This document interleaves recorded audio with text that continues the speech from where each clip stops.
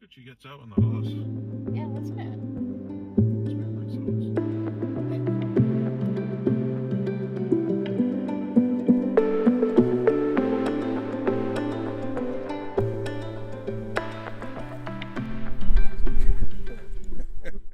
We are Tayport Distillery, a family-run distillery in the Kingdom of Fife.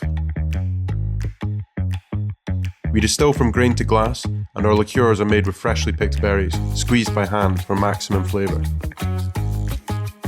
No concentrates, no flavourings, no fuss, just great taste. Hi, I'm Ali, head distiller here at Tayport Distillery. Join us as we take you behind the scenes to show you how our spirits are made, the process behind them, and the people involved. This is Tayport Distillery. Today we're heading to Tentsmuir Forest, where our Scots Pine Gin starts its journey. So we're on the outskirts of Tentsmuir Forest.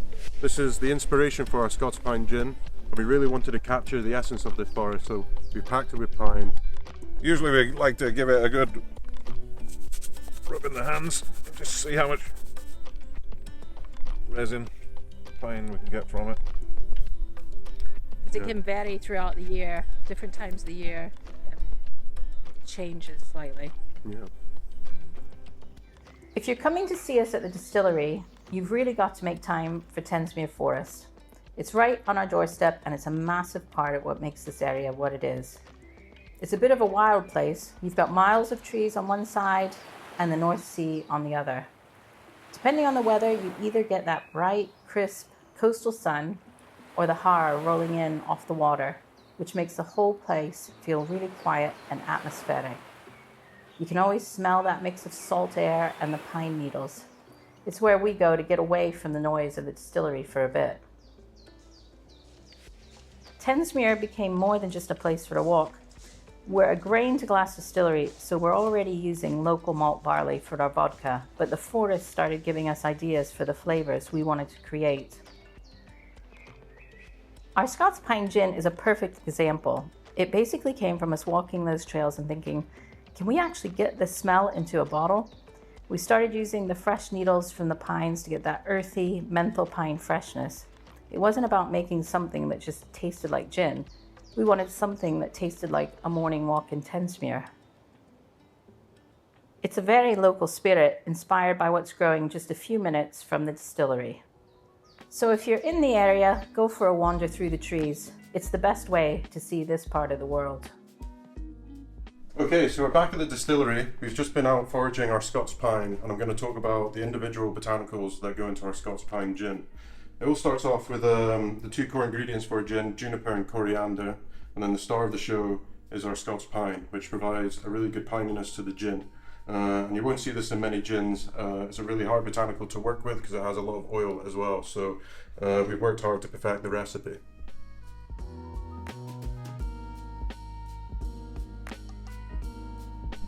So on to our next botanicals. We've got cassia, which is exactly the same as cinnamon. This provides a good spice to the gin. Then we have cardamom, which provides an aromatic depth to the gin, a little bit of spice and citrusness as well. And then we've got orange peel. So this is sweet orange peel. This will give a bit of sweetness, and it will provide citrus as well. Right, and the last two botanicals I want to talk about are angelica and almond, ground almond. So these two botanicals you'll see a lot in gin as well. So angelica is used to bind everything together and helps balance the gin. It also provides a little bit of woodiness to the gin. And then ground almond essentially just provides all the sweetness to our gin. So the process now gets split into two really. So we've got our hard botanicals here, the coriander, juniper and Scots pine. We'll put this into the still 24 hours before, macerating in the liquid. And then we have our lighter botanicals, so the cardamom, orange peel, cassia, angelica and almond. These will all get put in a muslin bag, essentially like a gin basket, and it will just vapour infuse while the gin distillation is going on. And we're going to show you a little bit of that process now.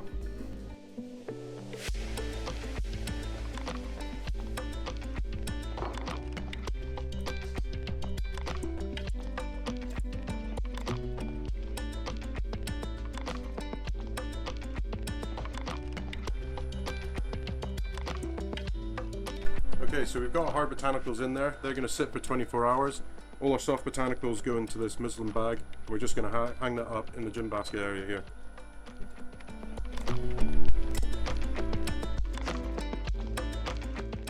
Okay, so that's just still loaded. The next part is the distillation process. This takes about 8 hours, and then we'll be ready to proof it down and bottle.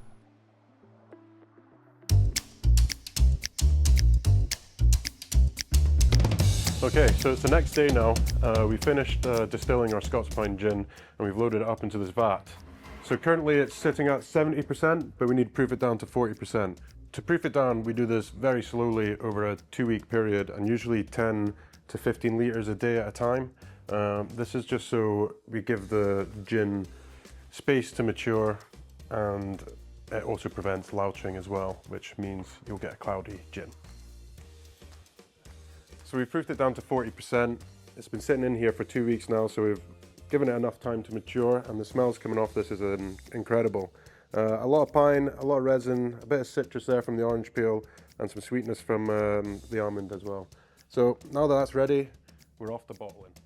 We're at our bottling station here. It's a very simple system. It only fills up 1 bottle at a time. We're very hands-on here, so everything we do is by hand. We wax, we label by hand, and yeah, bottle by hand as well. So I'll show you how this thing works. So yeah, just gonna turn that on, plug the bottle in there, boom. So that'll just fill up to the right level. But basically what's happening here is all our gin's in here, and we got a filter inside, and the vacuum is pulling it through so it gets rid of all unnecessary objects, and then straight into our bottle. And once it's filled to the right level, we just take it out and we cap it.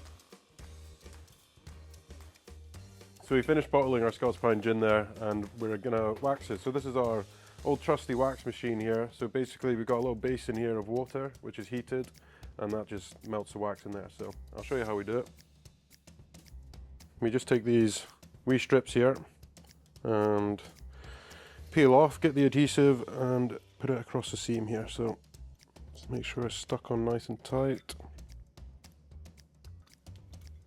Perfect. I'd like to give it a little turn just to make sure the wax is coated everywhere.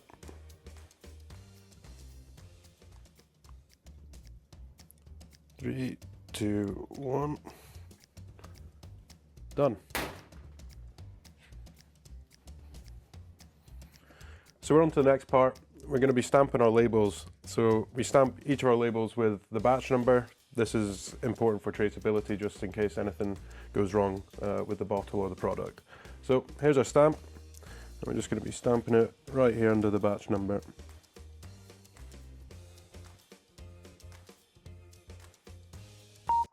Your state-of-the-art stamp. I'm not too sure what else to say, really. I mean, it's got numbers on it, and it's got, I don't know what else it's got. It's got a couple dots and stuff, so yeah. Stock standard stamp. Yeah, pretty stock standard, like. You know, better than writing in pen. So. Nice. Right, cool. So yeah, now we're on to the final stage of completing our Scots Pine Gin. So we just got to stick the label on now. So we, like I said earlier, we do all of this by hand.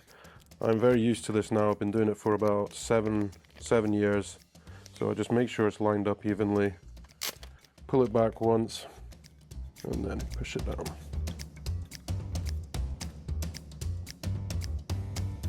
Amazing. Level, very level. Right, cool.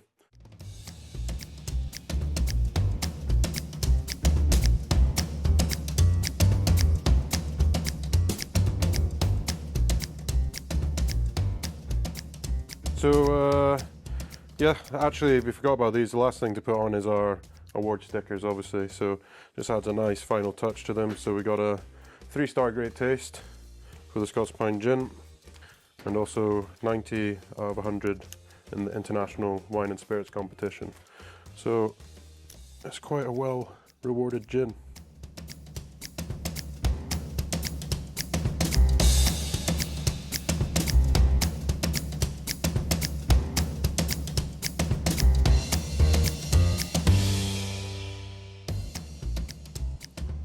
So that's it. That's the process from start to finish. We started in Tentsmuir Forest where the idea for this Scots Pine Gin began, and we've taken you through the distillation process, the botanicals, the labelling, the waxing, the bottling. That's how we make our Scots Pine Gin.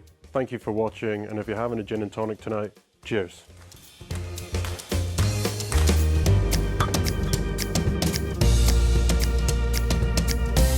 I forgot to smile, I think.